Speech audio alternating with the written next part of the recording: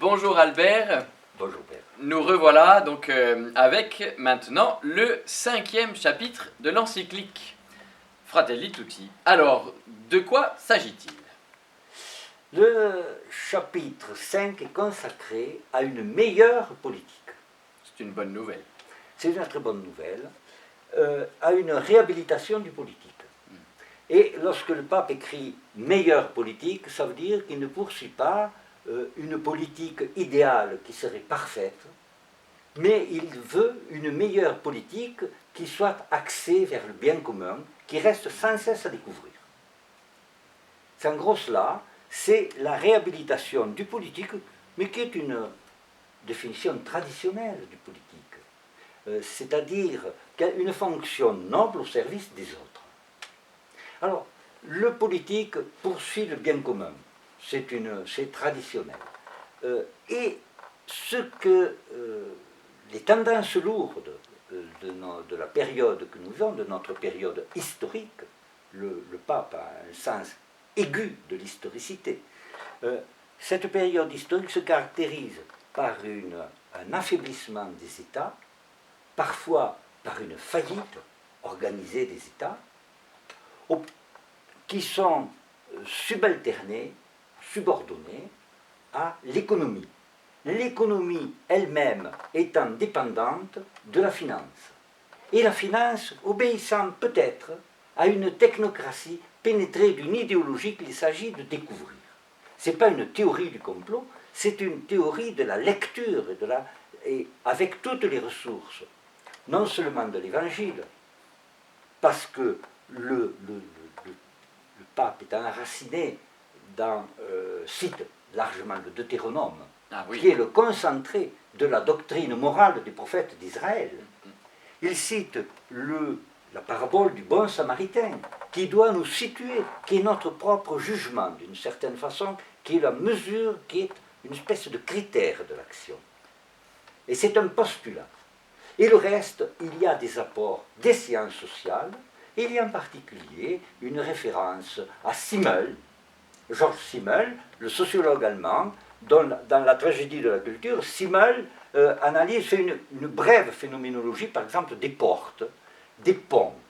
Et le pape cite largement le pont parce que ça s'oppose aux murs, à la culture des murs, à l'organisation des murs. On ne fait pas une politique avec des murs, on fait une politique avec des ponts, parce que c'est une promotion du dialogue. Alors, il y a des notions clés. On ne pourra pas toutes les expliciter, mais il y a la notion de peuple. Oui, qu'on a déjà Alors, vu. la notion de peuple est une notion très polémique. Et le pape insiste il est un peu durkheimien, dans la mesure où Durkheim disait la société est autre chose que l'ensemble des parties qui la composent. Ah oui, un peuple c'est plus que la somme des individus. Elle est autre chose que la somme des individus. C'est l'attitude contraire de celle de Margaret Thatcher, par exemple, qui dit non, société, il n'y a que des individus. C'était l'attitude dénoncée déjà par Jacques Maritain en 1936 dans Humanisme intégral, où il décrivait, je dirais, la promotion bourgeoise de l'individu, assis comme un petit dieu au milieu de ses richesses. Ah oui, oui. Et alors du coup, ça, ce sont ses sources. Alors, mais que dit-il? Il dit que le bien commun doit, je dirais, polariser l'ensemble de la société, l'ensemble des institutions, et que le peuple donne substance. Et c'est pour ça qu'il ne faut pas laisser... Il consacre un paragraphe important au populisme, pour démystifier ce qu'est le populisme, c'est-à-dire une projection, c'est le langage de l'élite, je dirais, le populisme, pour flétrir un mouvement qui a des racines légitimes et qui peut être dévié par des démagogues. Eh oui. Donc, il faut réhabiliter le peuple, et nous avons, dans cette réhabilitation du peuple, qui n'est pas un mythe, qui n'est pas une idéologie, qui n'est pas quelque chose de totalitaire, mais qui est un ensemble de relations de voisinage. Il y a l'éloge des relations de voisinage, comme il y avait dans la précédente encyclique Laudato Si, ou dans Gaudete et Exultate, les relations des saints de la porte d'à côté. Oui. La sainteté sociale, il y a une sainteté civique qui doit être mise en œuvre, qui doit être redécouverte et qui fait la noblesse, mais qui est l'essence de la politique. Il y a un retour, je dirais, aux essences.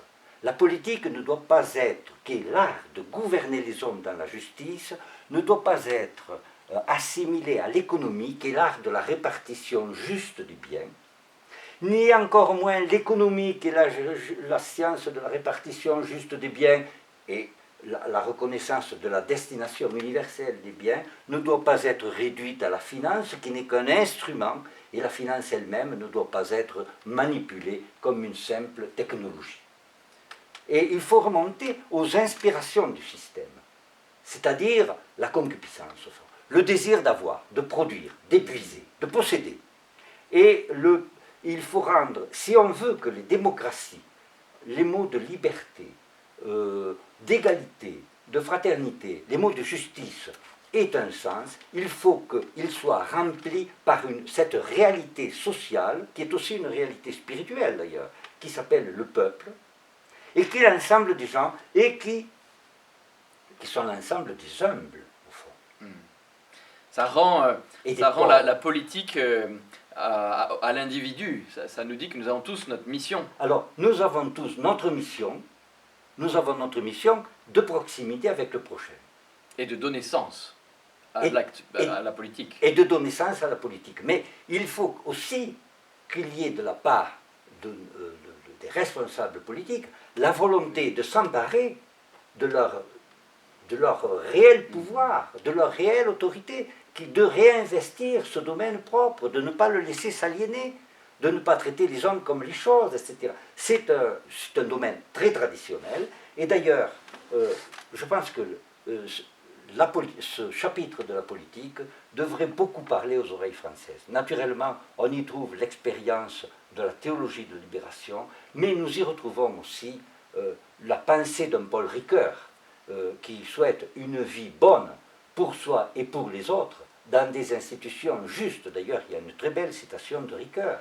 On devine, il y a aussi la référence à Gabriel Marcel, l'existentialiste chrétien, pour lequel l'être, l'ontologie, c'est le nous, N-O-U-S, première personne du pluriel, c'est le nous, l'essai, c'est le coé, c'est être ensemble. Et enfin, il y a une référence qui doit parler beaucoup, avoir un grand écho dans notre culture, une référence, je dirais, qui est implicite au mouvement personnaliste, communautaire et personnaliste, c'est-à-dire que la personne est une relation. Elle est relation vers l'autre, et n'oublions pas que cette relation, c'est le lien, la qualité de cette relation, c'est le lien le plus subtil et le plus caractéristique de la personne humaine. Saint Thomas caractérisait ce critère de la relation comme ens debilitissimum, l'être le plus fragile, et c'est celui qu'il faut protéger le plus, et redécouvrir et réinventer chaque jour. Et c'est celui-là qui fait la politique, la meilleure politique. Voilà. Merci beaucoup, Albert.